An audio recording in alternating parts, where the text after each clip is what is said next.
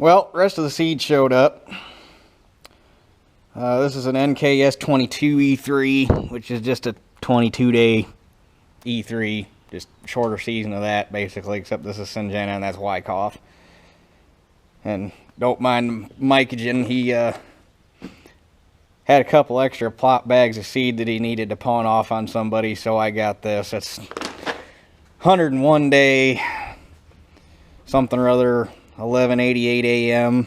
F1s, which, if F1 means anything like the same stuff that, or like the channel that we bag at my plant, it's a small flat. So it was free. Probably hang on to it. Might find a spot to stuff it next year, maybe. I don't know. So anyway, got this, and I originally ordered enough seed to do 140,000 or 150,000 on 15-inch rows. But after him hawing around, I think I'm going to do 130,000 on 30-inch rows on that muck. And I've got, for my planter,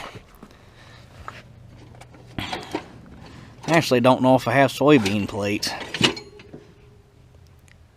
I got these 24 cell, I think these are Lufkins. They're, what are these? Yeah, they're Lustrins. I got the adapters and stuff to run plastic plates in my planter. I'm pretty sure that's the same as a deer hub. Possibly, I'm pretty sure that's what that is a deer hub, but these are Lustrin plates. I don't know if that's a corn plate or a bean plate.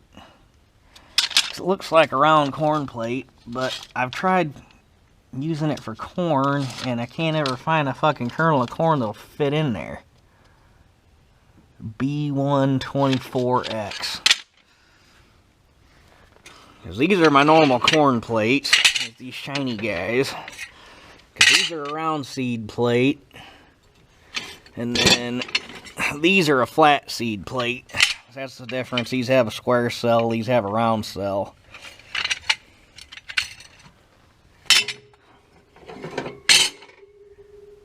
I'm going to have to look in the, because I've never actually looked to see what a soybean plate's even supposed to look like. So we're going to go find the book right quick. And this is why you always want to have a book for the equipment you're running. I mean, if it's a disc or something stupid, alright, those are self-explanatory. But something for a planter, buy a damn book. Makes life easier. And this is why you want to be careful what plates you're looking at, because you want to avoid doubles like that. And then if the seed sits in there like that, that's going to make a skip. Now, back when this planter was brand new, something like this would have been a whole lot easier, because you used to be able to buy what was called plated seed. Mostly in corn, you didn't buy plated beans, but you could buy what was called plated corn. And basically you bought a bag of seed, and when it went through the processing plant, they length graded it and size graded it, and then ran it through a plating machine that sized it even further. And when you bought a bag of seed, that bag of seed had a plate number on it, and you bought, or a lot of times you bought your plates, or bought and or rented your plates right from the dealer for that bag of seed, or that batch of seed plated to that size. And the bag would have the specific plate number you needed written on the bag, and that took all the guesswork out of it, and the seed was meant to fit that plate. Well, now, the most common thing, they're still size graded, but you got, in general, you got large flats, large rounds, small rounds, or in the case of where I work, bag and decal, you got medium flat, medium rounds, large round, or MR, MF, LR, LF. Or if you got channel, you got F1, F2, F3, F4, F5, and channel goes by seed per pound, which decal does too, but on channel the cutoff weights are different for what classifies it as a certain size. And then channel for that's your flats for channel, and then rounds you got R1, R2, R3, R4, R5, and that's your 5 different sizes of rounds. So it's still size, but it's not plated. So you can generally get it to where you're not getting any skips, but without plated seed, you're generally going to struggle, and you're probably usually going to get some doubles. If you take your time and do it right and you find the right plates, you can get a plate planter to do a pretty decent job, but you're still probably going to end up getting some doubles in there. You're never going to eliminate them with a plate planter without plated seed. But anyway, here on this page, so you got edge drop plates, which is what I was talking about there for flat kernel corn, teardrop plates for round kernel corn, teardrop plate for cottonseed, and these plates have this relief cut in them that goes up the taper. Edge drop plates for soybeans and navy beans and linted cottonseed. Flat drop plates for kidney beans, which is this guy. Flat drop sugar beet plates, which is this guy. I actually have a set of these. Don't know why I didn't figure they grew sugar beets in Illinois, but I got a plate for them. And small flat drop plate for small beans and popcorn, because popcorn kernels, I don't know if you've ever seen anybody ever seen popcorn seed, but popcorn seed is small. Now the part I'm not excited about is that's the plate they're calling for beans, and this is the narrowest space set I got. And that's kind of not nearly much better than a drill and spill. It's basically a controlled spill. It's not any better than John Deere cup meters on a fucking 7000. It's just a fucking bean meter out of a drill and you stuck it on a planter. So I might, we'll have to see how big this seed is when I get the bag open. Because these 24 cell lustrin plates I got are a really damn small cell. I have yet to find a kernel of corn that, like I say, I have yet to find a kernel of corn that'll fit in that cell. Because it's deep enough this way, but it's really shallow. It has a really shallow depth to it, like that way. So maybe I'll get lucky and I can get these beans to fit that plate, and it'll be a little more accurate with them. But they're also beans. You don't gotta be completely stupid 100% accurate. There's a reason you can get away with drilling them. I'm still gonna drill my Wyckoffs, but these guys going on in the muck.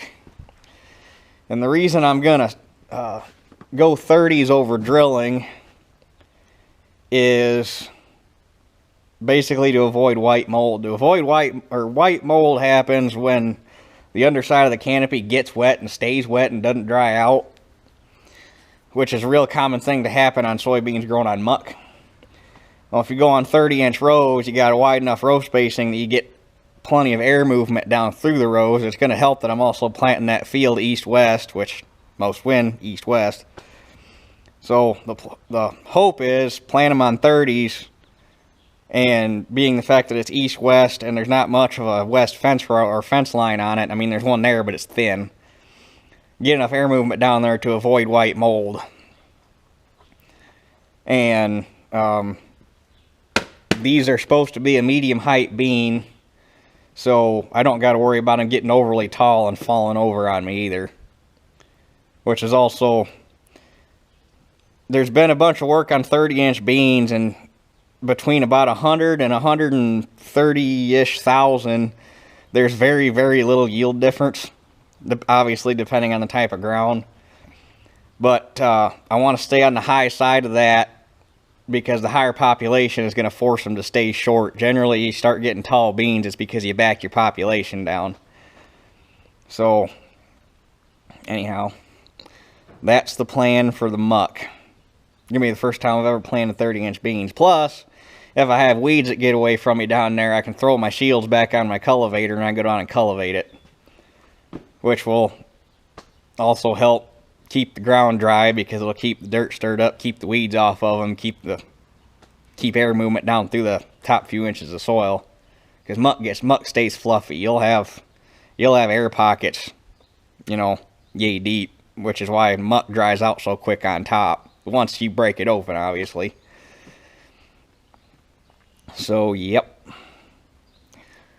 That's the plan. Like I say, hopefully those plastic plates will work.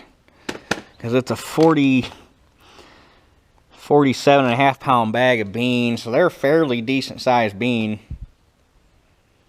And even if with those plates I'm getting 2 seeds per cell, that's a hell of a lot better than those edge drop plates. Because those are like, you might as well take a handful of beans and scatter them out in a row.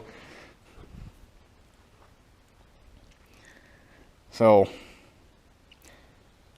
and we got more damn rain today, so yeah, plenty of time to work. Hopefully get the planter over here. Well, actually, I might get the drill over here tomorrow because that's going to take less time. All I got to do is that. And I got to switch. I still got the drill set for wheat. I need to get it switched back over to beans, which doesn't take long, but the planter's going to take a minute because I'm going to have to do 3 rounds of setup. I'm going to have to do 2 different corn plates, which actually I never did look. Because I also decided on the corn, I'm going to say fuck it, I'm planting the 82 day, because what's an experiment if you don't go big or go home. And that is a 34 pound, almost a 35 pound bag. And my 110 day that's going everywhere else, yep, I'm going to need 2 plates. That's a big difference. These are a 52 pound. So that's I'm gonna have to figure out 2 corn plates and sprocket combinations, and a plate and sprocket combination for the beans. So I'm gonna have to run through 3 setups on the planter and only 1 on the drill. So I might do the drill tomorrow if it's not raining, because that'll be pretty easy to knock out in an afternoon after work. And then Sunday it's not supposed to rain, so I can do the planter Sunday. And Saturday it's supposed to rain, so I'll probably work on the elevator Saturday. So, yep. That's pretty much the crop plan for the year. So, I guess that does it for this one. We'll catch you all on the next one.